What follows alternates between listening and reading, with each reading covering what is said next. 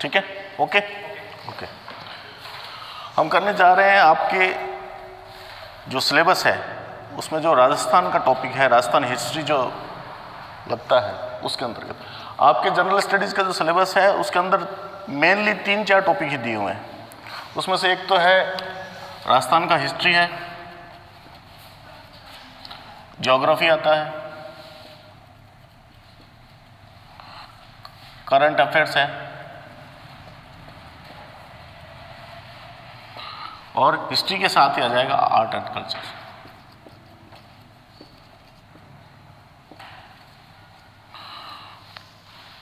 ठीक है, तो इतना ही आपके राजस्थान का सिलेबस है।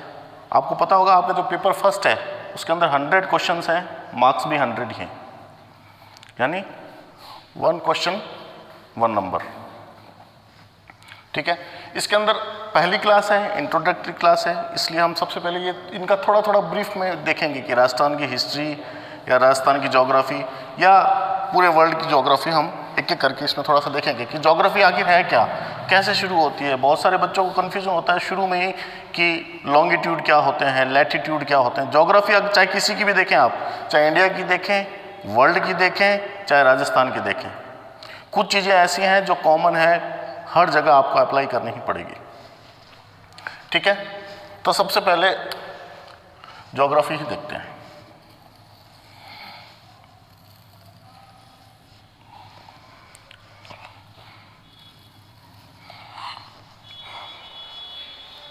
अर्थ,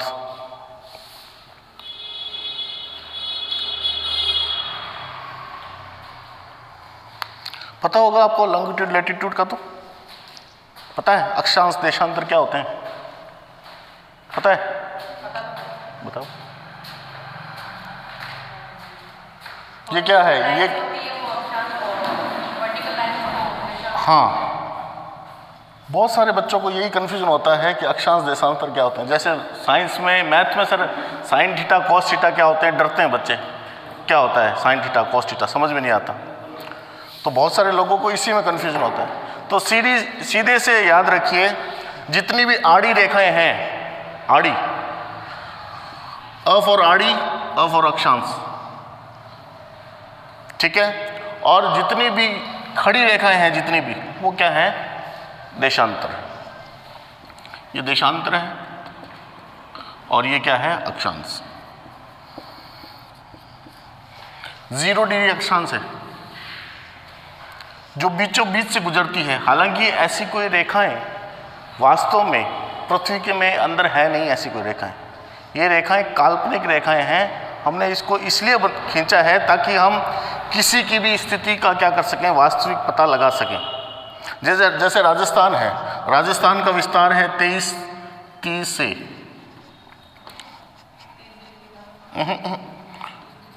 30-12 और 69-3 से 78-17, ये राजस्थान का विस्तार है। अब यूं कहते हैं कि राजस्थान कहाँ पे है, तो क्या पता वर्ल्ड में कहाँ पर है, लेकिन ये इसकी लोकेशन है। जब हम अक्षांश और देशांतर के बीच में इसको बैठाएंगे तो ये बिल्कुल फिट आएगा। पहले इसी को देखते हैं। तो 0 डिग्री से जो गुजरती है उसको क्या बोलते हैं, विषुवत रेखा। हाँ, भूमध्य रेखा भी विषुवत या फिर भूमध्य बोलते हैं। चूंकि ये भू के मध्य से गुजरती है इसलिए 0 डिग्री वाली भूमध्य रेखा कहलाती है। ठीक है, इसी प्रकार की रेखाएं हमारे ग्लोब में 1 2 3 4 टोटल कितनी हैं, 90 नॉर्थ की तरफ।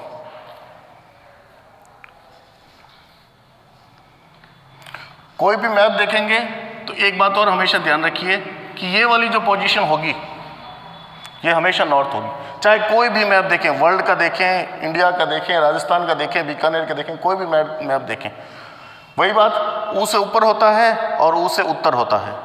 ऊपर हमेशा उत्तर ही होगा। जब ऊपर उत्तर होगा तो ये अपने आप साउथ हो जाएगा।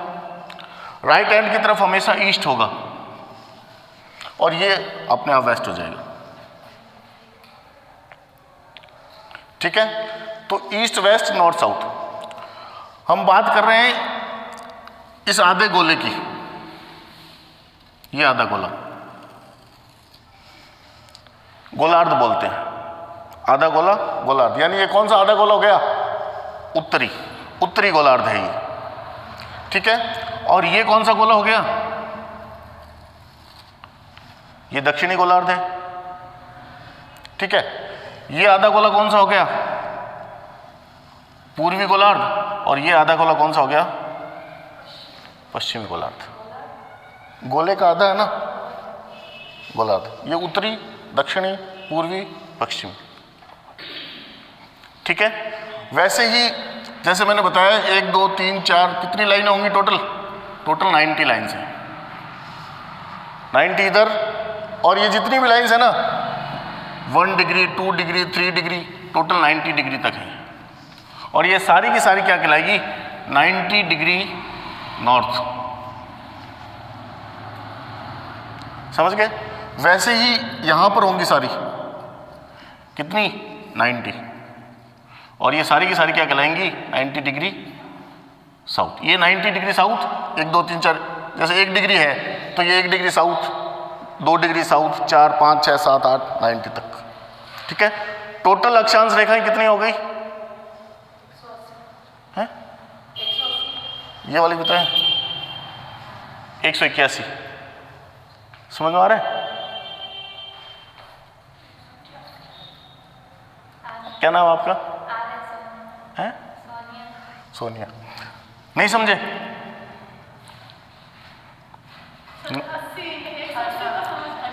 देखो यहां से ये तो 0 है, यहां से काउंट करेंगे 1 2 3 4 5 6 कितनी? 90। और यहां से काउंट करेंगे तो कितनी? 90। 90 ये कितनी होगी? 180। और एक ये बीच वाली 0 डिग्री, 181 क्या होगी टोटल अक्षांश रेखाएं हमारे सामने।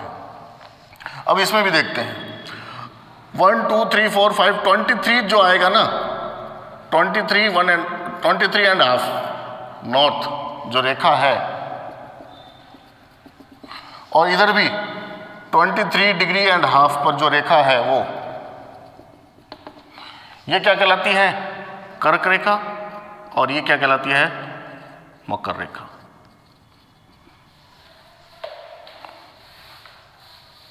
तो 23 इसलिए लिया है क्योंकि जो सन है, सन की रेज जो यहां पर पड़ती हैं वो मैक्सिमम कहां तक पड़ती है? यहां तक, सीधी की बात कर रहा हूं मैं। सन कभी, चूंकि पृथ्वी हमारी क्या है? सीधी नहीं है, यूं झुकी हुई है, तो वो जब यूं घूमती है तो घूमते घूमते कभी ये वाली डायरेक्शन सन के सामने आ जाती है, बिल्कुल ये वाली डायरेक्शन यहाँ आ जाती है, कभी ये वाली डायरेक्शन इसके सामने आ जाती है। तो मैक्सिमम जो पॉइंट है इधर 23.5 डिग्री, और इधर भी मैक्सिमम जो पॉइंट है वो 23.5 डिग्री साउथ है। इसलिए इसको पॉइंट कर दिया गया है, कर्क रेखा माना गया है, इसको मकर रेखा माना गया है, ठीक है। राजस्थान की स्थिति 23:30 से 30:12 क्या है? ये अक्षांश है, और ये क्या है? देशांतर है। 23:30 कहां से पकड़ेंगे? यहां से पकड़ेंगे 23:30, ये रही 23 कर्क रेखा, ठीक है। 30:12 और ले लो ऊपर यहां तक, 23 से 30 के बीच में, और देशांतर 69.3, 69 यहां से पकड़ेंगे, 69.3 और 78 यहां पकड़ेंगे। यहां है राजस्थान। समझ में आया? नहीं आया? मतलब अक्षांश अगर हम काउंट करना शुरू करेंगे तो यहां से 1 2 3 4 5 23 तक काउंट किया, ये अक्षांश। फिर विस्तार कितना है? 30 तक है, 30 वाला अक्षांश, यानी इन दोनों के बीच में। इतना तो हमें समझ में आ गया, इन दोनों के बीच में। अब इन दोनों के बीच में कहां पर है? तो देशांतर को पकड़ेंगे। ये 69 देशांतर, ये 78 ये देशांतर, तो उन के बीच की जो स्थिति है वहां पर ही राजस्थान है। समझ के बात को? इंडिया भी यहीं पर है, ठीक है। तो यहां पर राजस्थान की स्थिति आएगी। तो राजस्थान कौन से गोलार्ध में हो गया? कौन से गोलार्ध में है राजस्थान? ये उत्तरी गोलार्ध है, ये दक्षिणी गोलार्ध है, ये पूर्वी गोलार्ध है, और ये कौन सा है? पश्चिम, उत्तर पूर्वी गोलार्ध में है। तो एक प्रश्न तो यही हो जाता है कि राजस्थान कौन से गोलार्ध में स्थित है? उत्तर और पूर्वी गोलार्ध में उत्तर और पूर्व के बीच में राजस्थान स्थित है। ठीक है,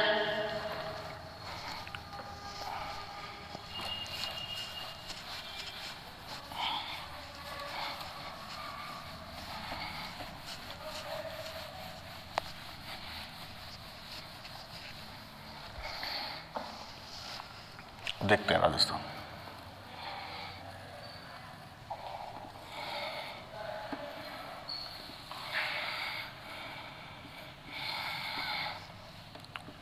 कुछ ऐसी स्थिति है राजस्थान की, है यहां से क्या गुजर रही है, क्या गुजर रही है,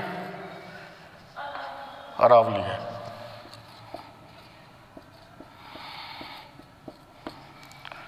विश्व का सबसे पुराना पर्वत कौन सा, अरावली। और सबसे पुराना होने के कारण ये क्या है, सीरीज में नहीं है, कटा फटा है, कहीं पर है कहीं पर नहीं है, कहीं पर है कहीं पर नहीं है। कहाँ तक गई है, कहाँ तक गई है अरावली पहाड़ियाँ, दिल्ली में कहाँ तक, नहीं, राष्ट्रपति भवन तक। और ये यहाँ पर गुजरात तक, पालमपुर तक। इस अरावली का ही सारा खेल है राजस्थान में। राजस्थान की अर्थव्यवस्था, राजस्थान की कृषि, सब कुछ इसी पर टिका हुआ है। ठीक है, ये वही है, नॉर्थ, ईस्ट, वेस्ट और साउथ।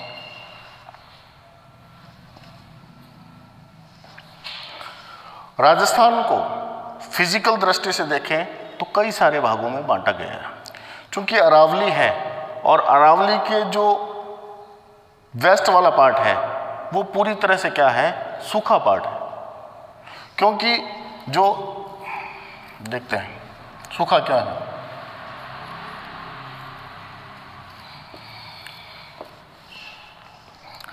भारत में जो बारिश होती है, खासकर हमारे राजस्थान में, गुजरात में, महाराष्ट्र में, केरला में, इन सब जगहों पर जो बारिश होती है वो इन मानसूनी हवाओं के द्वारा होती है।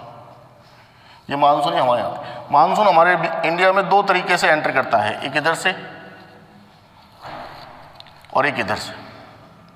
ठीक है, ये कौन सी डायरेक्शन होगी, ये कौन सी डायरेक्शन होगी, ये डायरेक्शन कौन सी है, पश्चिम और दक्षिण, दक्षिण पश्चिम। और ये कौन सा हो गया, दक्षिण पूर्व। तो दक्षिण पश्चिम का जो मानसून है इधर से एंटर करता है, उससे राजस्थान में बारिश होती है। चूंकि अरावली ऐसे है इसलिए दक्षिण पश्चिम मानसून की जो हवाएं हैं ये सीधे निकल जाती हैं, यूँ सीधे निकल जाती है, यहाँ पर बारिश नहीं करती है। अगर यही अरावली की डायरेक्शन अगर ऐसे होती तो शायद राजस्थान में बहुत अधिक बारिश होती। हमारे पश्चिमी राजस्थान की बात मैं कर रहा हूँ।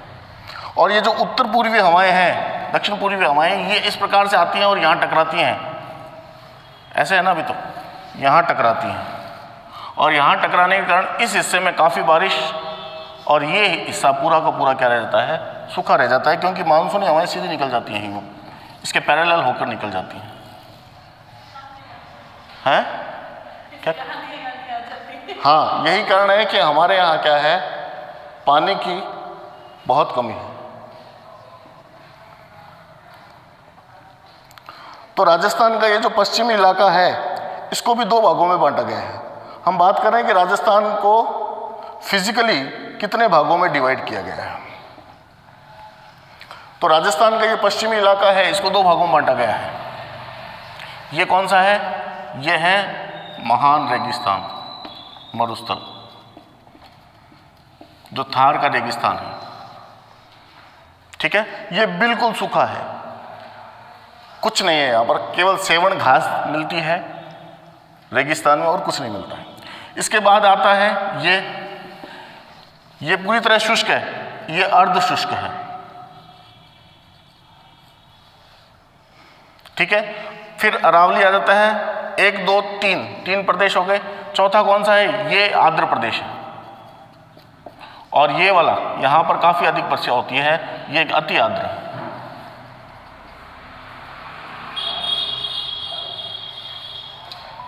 समझ रहे बात को?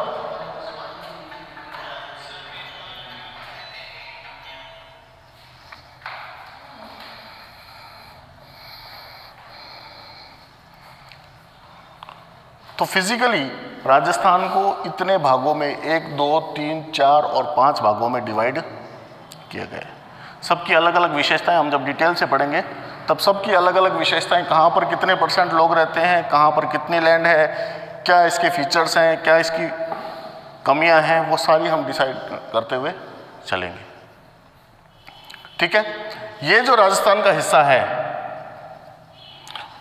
और ये हिस्सा है, आपने पढ़ा होगा, सुना होगा कि ये क्या है, तैथिस सागर का अवशेष है। पढ़ा है कभी? क्या पढ़ा है? यहाँ पर खूब सारी मिट्टी ही मिट्टी है, बलुई मिट्टी है। और समुद्र के अंदर भी कौन सी मिट्टी होती है? ऐसी ही मिट्टी होती है जैसे हमारे। कुछ लोग कहते हैं कि राम भगवान ने जो तीर चलाया था समुद्र को सुखाने के लिए, वो इधर चला दिया था, इसलिए समुद्र क्या हो गया था, सारा का सारा सूख गया था। जब वो सीता माता को क्या करने जा रहे थे, वापस लेने जा रहे थे लंका से, तो हिंद महासागर को सुखाने के लिए उन्होंने तीर चढ़ाया तो सही, लेकिन छोड़ नहीं पाए, उन्होंने इधर छोड़ दिया, तो वो क्या हो गया, ये सारा सूख गया। लेकिन इसके पीछे एक साइंटिफिक रीजन भी है। पहले जब पृथ्वी थी, अभी आप अलग अलग महाद्वीप देख रहे हैं, जैसे अफ्रीका है, अफ्रीका के साथ जुड़ा हुआ क्या है, यूरोप है, ठीक है, एशिया है, इंडिया है, ये सब, ठीक है, ऑस्ट्रेलिया है, अमेरिका है, साउथ अमेरिका है। तो ये अलग अलग कॉन्टिनेंट अभी हम देख रहे हैं। ठीक है, पहले इस प्रकार के कॉन्टिनेंट नहीं थे। पहले क्या था, ये सारे के सारे जितने भी कॉन्टिनेंट्स हैं, ये सारे के सारे आपस में क्या थे, जुड़े हुए थे। ठीक है, और इसको बोलते थे क्या, पैंजिया, पानी। और ये जो सागर था, ये क्या कहलाते थे, पैंथालासा। ठीक है, पृथ्वी घूमती रही और घूमने के कारण ये सिकुड़ा। ऐसी कौन सी थ्योरी है, बिग बैंग की थ्योरी है। ये सिकुड़ा और सिकुड़ कर इसके टुकड़े हो गए, 2 टुकड़े।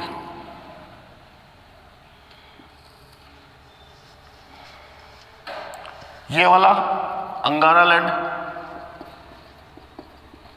और ये वाला गोंडवाना लैंड। ठीक है, और ये जो बीच में पानी भर गया ना, इसको बोला गया तैथिस सागर। समझ रहे बात को? और धीरे धीरे ये क्या होने लगे, एक दूसरे से दूर जाने लगे। ये आगे चलकर गोंडवाना लैंड जो है, वो आगे चलकर कई और पार्ट में क्या हो गया, डिवाइड हो गया। और ये अंगारा लैंड भी आगे चलकर कई और पार्ट में डिवाइड हो गया। इस तरीके से क्या बने, अलग अलग कॉन्टिनेंट बने। और ये वाला जो हिस्सा है ना, कौन सा, गोंडवाना लैंड का हिस्सा, ये हमारा इंडिया का ये वाला हिस्सा है।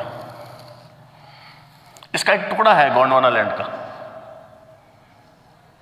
ठीक है, जब वो हिस्सा जो गोंडवाना लैंड है वो इधर की तरफ बढ़ता है, ये वाला हिस्सा और ये वाला हिस्सा इंडिया का, जब ये आपस में मिलते हैं तो ये गोंडवाना लैंड का हिस्सा हमारा ये यहां तक आ जाता है।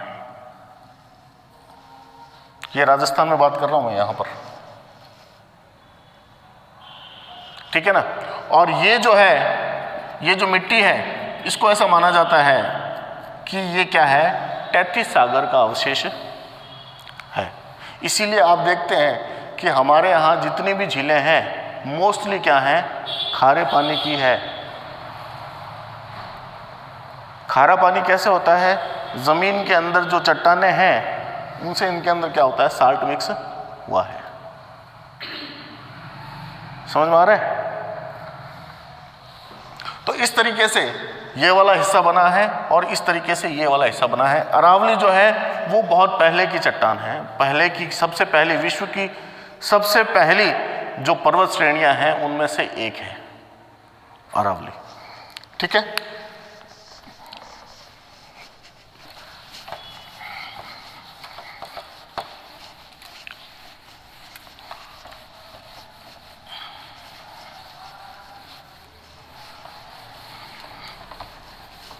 मैं तेज तेज केवल आपको इंट्रोडक्शन देने की कोशिश कर रहा हूं, ठीक है। जब एक एक पॉइंट को लेते हुए चलेंगे तो थोड़ा डिटेल से करेंगे। हिस्ट्री देख लेते हैं थोड़ा सा।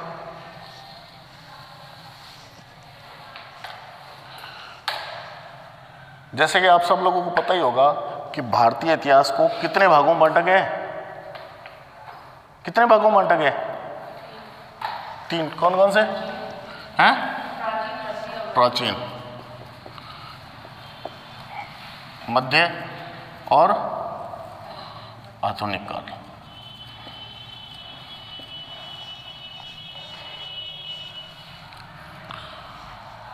एडीबीसी तो पता होगा क्या होता है? एडीबीसी क्या होता है? ईसा पूर्व ईसा पश्चात क्या होता है? ये तो नाम तो ठीक है, होता क्या है? मरने से पहले नहीं, जन्म से पहले, ठीक है। जो शुरू में इतिहासकार थे ज्यादातर कौन थे? फॉरेनर्स थे, ठीक है। तो इतिहास जब लिखने बैठते हैं तो सबसे पहली ये समस्या आती है कि शुरू कहाँ से करें, पहला साल किसको माने, क्योंकि हमने इसको पहला साल मान लिया, मान लिया कोई एक ईयर है उसको हमने फर्स्ट ईयर मान लिया, लेकिन इतिहास की खोज इससे पहले हो गई, कोई पुरानी सभ्यता निकल गई तो हम क्या इसको पहला साल मानेंगे? फिर कोई और पुरानी खोज हो गई तो क्या इसको पहला साल मानेंगे? तो ये समस्या इतिहास में हमेशा रहेगी, क्योंकि हजारों लाखों साल पहले का इतिहास तो हमने खोज लिया है। तो ये समस्या आती रहेगी, नई नई खोज होती रहेगी, ये समस्या आती रहेगी। इस समस्या को दूर करने के लिए जब ईसा मसीह का जन्म हुआ था, ईसा के जन्म को क्या मान लिया गया? फर्स्ट ईयर मान लिया गया है। नहीं, जो आदि मानव था वो कैसे लिखेगा? आता ही नहीं था, लिखना पढ़ना नहीं आता उसको, तो अपना शरीर ढकना ही नहीं आता था, कैसे लिखेगा वो? तो एक पॉइंट फिक्स कर लिया कि अब यहां से हमें आगे जाना है, कुछ पीछे होता है तो वैसे ही उसी तरह से पीछे जाना है। तो अब इससे बाद की जितनी भी घटनाएं हैं, ईसा के जन्म के बाद की जितनी भी घटनाएं हैं, आज हम किस में चल रहे हैं? 2022 में। ईसा के बाद की जितनी भी घटनाएं हैं वो सारी किस में लिखी जाएगी? एडी में लिखी जाएगी, एनो डोमिनी, यानी ईसा के जन्म के बाद। कई लोग इसको ईसा पश्चात भी लिखते हैं, कई लोग इसको ईसवी भी लिखते हैं, और कई लोग इसको सीई भी लिखते हैं, कॉमन एरा, ठीक है एक ही चीज। अब हमने ये तो मान लिया, अब ऐसा तो है नहीं कि ईसा के जन्म से पहले कुछ था ही नहीं, ईसा के जन्म से पहले भी था, तो उसको हम क्या करेंगे? पीछे लेके जाएंगे। ये किस में लिखा जाएगा? बीसी में, बिफोर क्राइस्ट, यानी ईसा के जन्म से पहले, या फिर ईसवी पूर्व, या फिर BCE, बिफोर कॉमन इरा। समझ रहे बात को? जैसे मैथ में लिखते हैं ना, 0 से पहले वाली संख्याएं क्या होती है? माइनस में लिखी जाती है। यहां पर 0 से पहले की संख्या किस में लिखी जाएगी? ईसवी पूर्व में, या फिर बिफोर क्राइस्ट में, या फिर BCE में लिखी जानी है, ठीक है। अब कोई समस्या नहीं है, अगर हमें यहां का भी इतिहास पता चल गया तो जोड़ दो, जितना पुराना पता चलता जाएगा हम जोड़ते चले जाएंगे।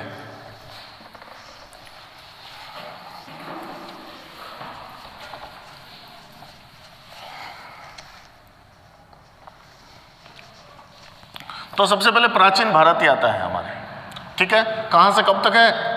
शुरू से लेकर, अब शुरू का कोई नाम नहीं है, हो सकता है कोई और खोज हो जाए तो और पीछे चला जाएगा, और पीछे चला जाएगा, ठीक है। शुरू से लेकर कब तक आएगा? 1205 तक देखेंगे, बताता हूं। फिर मध्यकालीन भारत आएगा 1206 से लेकर 1526 तक, ठीक है। आधुनिक भारत आएगा 1526 से ले लो आप, 1526 से 1707। कुछ लोग 1757 में मानते हैं, देखते हैं। तो 1707 से लेकर 1950 हमारा संविधान लागू हुआ, तब तक आधुनिक भारत। वैसे तो आधुनिक भारत आज भी चल ही रहा है। इतिहास ऐसी विषय है जो हमेशा क्या होता रहता है? बनता रहता है। थोड़ी देर पहले हम लोग आए, वो भी क्या बन गया? इतिहास बन गया। तो ये हर पल बनता रहता है। 3 भागों में कैसे डिवाइड किया है? प्राचीन, मध्यकाल और आधुनिक काल में। प्राचीन काल में जितने भी हमारे यहाँ पर शासक हुए, जितने भी वंश हुए हमारे यहाँ पर, वो सारे कौन थे? यहीं के ही थे। बाहर से कोई भी आकर उसने अपना कब्जा नहीं जमाया था। सबके सब यहीं के शासक थे और प्योरली एक ही धर्म को मानने वाले शासक थे, हिंदू धर्म। ठीक है। जैसे ही मुस्लिमों का आक्रमण होता है, मुस्लिमों का आक्रमण होने के बाद 1206 में दिल्ली सल्तनत की स्थापना होती है, 1206 से लेकर 1526 तक, और 1526 से लेकर 1707 तक मुगल वंश। वैसे तो मुगल वंश 1707 नहीं 1857 चलता है, 57 तक, लेकिन जैसे ही औरंगजेब की मृत्यु होती है, मध्यकालीन इतिहास को खत्म मान लिया जाता है। इसमें भी मुगल वंश आता है। तो इस तरीके से 3 भागों में डिवाइड किया गया है। हम जो यहाँ पर पढ़ेंगे, हमारे जो कोर्स में है वो है सिंधु घाटी सभ्यता नहीं पढ़ेंगे, बल्कि क्या पढ़ेंगे? सिंधु घाटी सभ्यता के अंदर कालीबंगा है, वो हम पढ़ेंगे। समझ रहे बात? सिंधु घाटी सभ्यता आती है, उसके बाद वैदिक सभ्यता आती है, वैदिक काल। उसके बाद जनपद युग आता है, उसके बाद मौर्य काल, उसके बाद मौर्योत्तर काल, उसके बाद गुप्त काल, उसके बाद गुप्तोत्तर काल। और ये जो गुप्तोत्तर काल है, इसको पूर्व मध्यकाल, मध्यकाल से पहले का है, पूर्व मध्यकाल। इस समय मोहम्मद गौरी आक्रमण करता है भारत पर, और भारत के उस समय के शक्तिशाली शासक पृथ्वीराज चौहान को तराइन के दूसरे युद्ध में हरा देता है और दिल्ली सल्तनत की स्थापना हो जाती है। यहीं से मध्यकाल शुरू हो जाता है। और मध्यकाल पहले 1206 से लेकर 1526 तक दिल्ली सल्तनत चलता है, और 1526 से लेकर 1857 तक क्या चलता है? मुगल वंश चलता है। और फिर अंग्रेज आ जाते हैं भारत में, और अंग्रेज क्या करते हैं? धीरे धीरे अपना शासन स्थापित कर लेते हैं। और उसके बाद की तो स्वतंत्रता की जो हमारा स्ट्रगल चला था, फ्रीडम स्ट्रगल, वो 1947 में जाकर खत्म हो जाता है। ठीक है।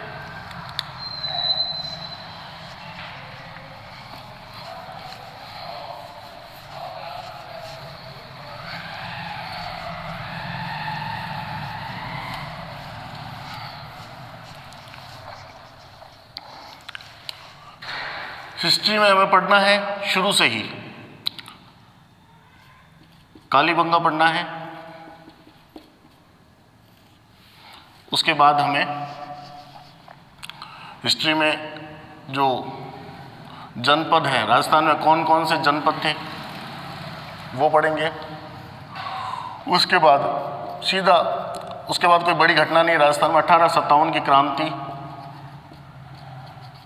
और जितने भी वंश हैं वो सारे के सारे वंश पढ़ेंगे। हिस्ट्री के सिलेबस में हमें यही मोटा मोटी यही करना है।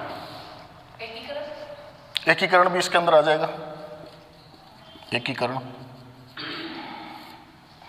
कि राजस्थान किस प्रकार से पहले टुकड़ों में था, धीरे धीरे उसको क्या किया गया, उसका एकीकरण किया गया। ज्योग्राफी में हमें पढ़ना है राजस्थान का विस्तार, भौतिक प्रदेश, जलवायु, नदियाँ, मिट्टियाँ, परिवहन, खनिज एवं ऊर्जा। ये सभी ज्योग्राफी के अंतर्गत पढ़ेंगे। क्या हो गया? कल्चर, कल्चर में सभी कुछ, जैसे संत महात्मा,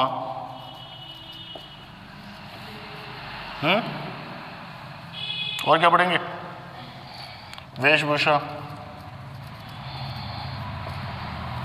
और नृत्य और संगीत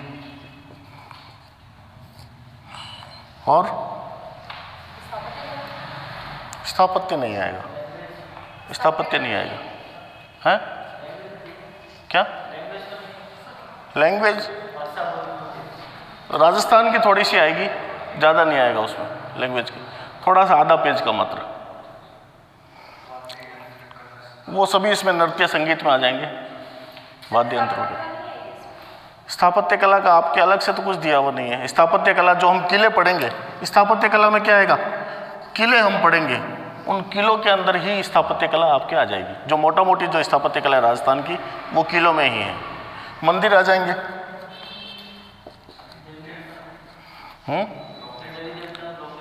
हाँ वो आ जाएंगे इसमें, संत महात्मा, ये लोक देवियाँ, लोक देवता, ये सभी कुछ आ जाएंगे। साहित्य की तो कितना है, साहित्य का बहुत छोटा सा पार्ट है, आपके 100 नंबर का ही आना है। और 100 नंबर में भी जीके कितने नंबर का आएगा ये किसी को भी कंफर्म नहीं है। पहली बार होने जा रहा है ना, पहली बार होने जा रहा है, तो किसी को भी पता नहीं कि 100 में से जीके 50 का आएगा, 40 का आएगा, 30 का आएगा, कितने। और 30 नंबर में वो क्या क्या देगा आपको, और इतना डीपली भी नहीं देगा, क्योंकि पहली बार जो भी एग्जाम पहली बार होता है वो बच्चे हमेशा क्या रहते हैं, फायदे में रहते हैं अगर तैयारी किया तो। पैटर्न किसी को नहीं पता है, सब एक जैसे ही हैं। बाद में तो पैटर्न पता चल जाता है, छोरे घाघ बन जाते हैं कि ये यहाँ से पूछेगा, यहाँ से पूछेगा, खोद खोद के खोद। तो इसमें पहली बार आता है तो हमेशा क्या रहते हैं बच्चे, फायदे में रहते हैं। ठीक है, आज की इतनी रखते हैं, कल से हम एक एक टॉपिक करना शुरू करेंगे। भौतिक प्रदेश, ज्योग्राफी शुरू करेंगे, विस्तार भौतिक प्रदेश। ठीक है सर।